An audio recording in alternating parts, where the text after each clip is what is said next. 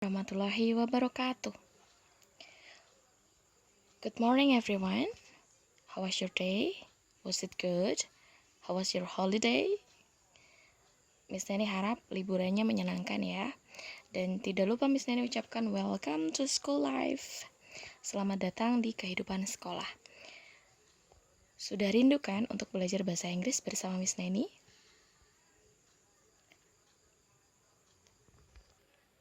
Miss Neni berharap kalian juga tidak sabar untuk belajar terus bahasa Inggris. Oke, chapter pertama yang akan kita pelajari pada tahun ini adalah connectors atau bisa juga disebut dengan linking words.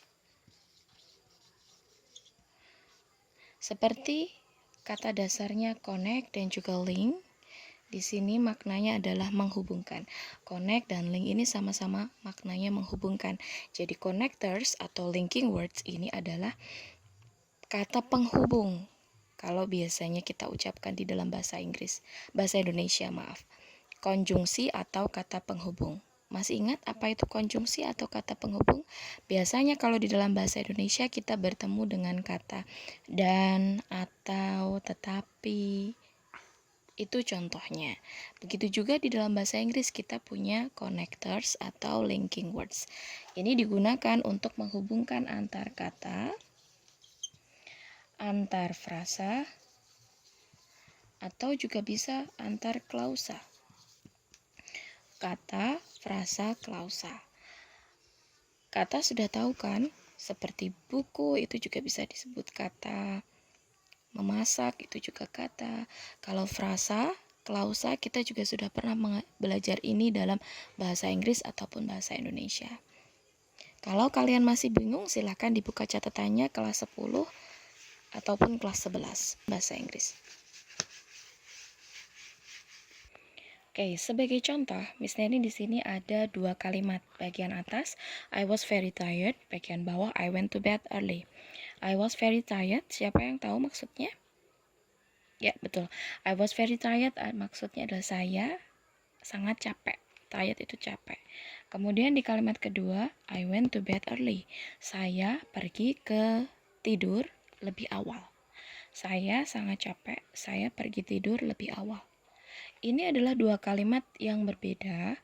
Begitu juga dengan maknanya, kita bisa menghubungkan ini menjadi satu dengan kata penghubung atau connectors. Kira-kira ada yang tahu apa yang cocok untuk menghubungkan kalimat satu dengan kalimat yang kedua? Kalimat yang pertama menunjukkan saya capek. Kalimat kedua mengatakan saya pergi ke tidur lebih awal. Bisa tidak kalau kita buatnya seperti ini? Karena saya capek, saya pergi tidur lebih awal.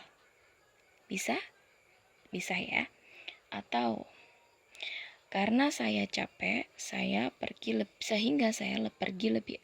tidur lebih awal. Bisa ya? Jadi kalau kita buat dalam bahasa Inggris, kita bisa buat seperti ini. Karena, apa sih bahasa Inggrisnya karena? Because, betul. Jadi di sini ada kata because. Because I was tired, I went to bed early. Nah, jadi satu kalimat ada koma di sini lalu titik di sini. Because I was tired, I went to bed early. Bisa dipahami sampai di sini? Jadi kita gunakan kata penghubung because di sini. Nah, jadi fungsinya kata penghubung di sini adalah menghubungkan dua kalimat. Yang pertama I was tired, kemudian I went to bed early. Dan yang kita gunakan di sini kata penghubung because. Dan ini adalah kata penghubung yang menunjukkan fungsi sebab akibat. Well everyone, sebenarnya kata penghubung itu ada banyak sekali. Conjunction, connectors itu ada banyak sekali jenisnya. Ada yang fungsinya untuk menunjukkan kekontrasan atau lawan, hal yang berlawanan. Ada yang menunjukkan tentang purpose atau tujuan. Ada juga yang menunjukkan tentang sequence atau step by step. Tapi kali ini pada chapter ini kita hanya fokus pada Cause and effect, sebab akibat. Konjungsi yang menunjukkan, connectors yang menunjukkan sebab akibat. Salah satunya yang mau Miss Nani tekankan di sini adalah because dan because of. Because dan because of ini adalah dua hal yang berbeda. Penggunaannya juga berbeda. Di sini Miss Nani akan menerangkan tentang perbedaan penggunaan because dengan because of. Oke, Miss Nani tuliskan dulu contoh kalimat yang menggunakan because dengan because of. Contoh yang pertama adalah penggunaan kata because di sini. Because she worked so hard, she was promoted to assistant manager. Because she worked so hard, she was promoted to assistant manager. Yang perlu diperhatikan di sini adalah struktur kalimatnya. Because she worked so hard, ini adalah punctuationnya pakai koma ya. Ini adalah kalimat pertama, sentence 1. Lalu she was promoted to assistant manager, ini adalah kalimat kedua. Jadi because ini menghubungkan kalimat ini dengan kalimat ini. Kita perhatikan penggunaan because. Setelah because diikuti dengan kata she. Apa itu she? She itu dia perempuan, betul. Di sini she sebagai apa ya di dalam kalimat? Kalau kita tutup because-nya di sini, she works so hard. She ini sebagai apa ya? She works so hard. Dia works itu bekerja. Dia bekerja berarti dia di sini sebagai subjek, betul. Dia sebagai subjek. Lalu diikuti kata works. Works artinya bekerja. Bekerja di sini sebagai kata kerja atau verb. Jadi subjek diikuti dengan verb. Jadi, bisa disimpulkan kalau penggunaan kata because selalu diikuti dengan subjek, verb. Subjek dan verb. Ini pronoun. Tetapi pronoun ini sebagai subjek. Because selalu diikuti subjek ditambah verb. Nah, ini untuk penggunaan kata because, connector because. Sekarang kita masuk ke because of. Oke, kita masuk ke because of.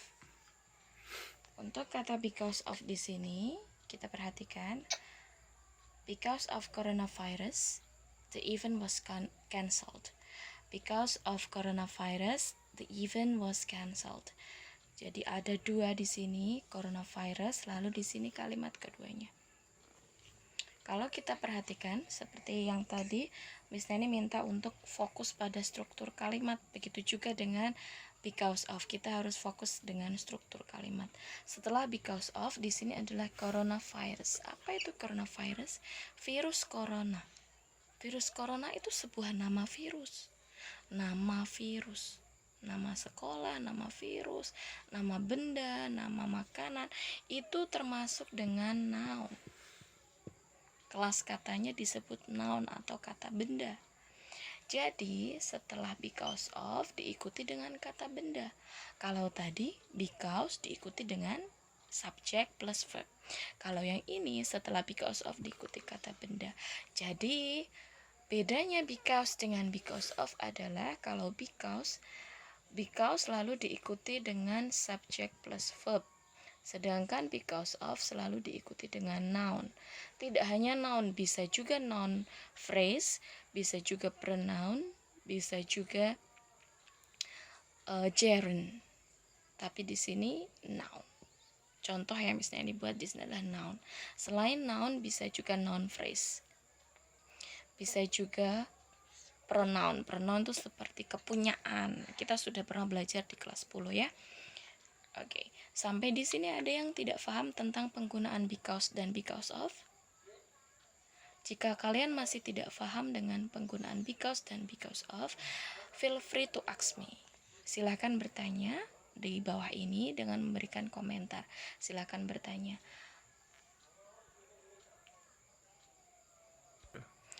Oke, Miss Nani tetap tunggu pertanyaan dari teman-teman semuanya.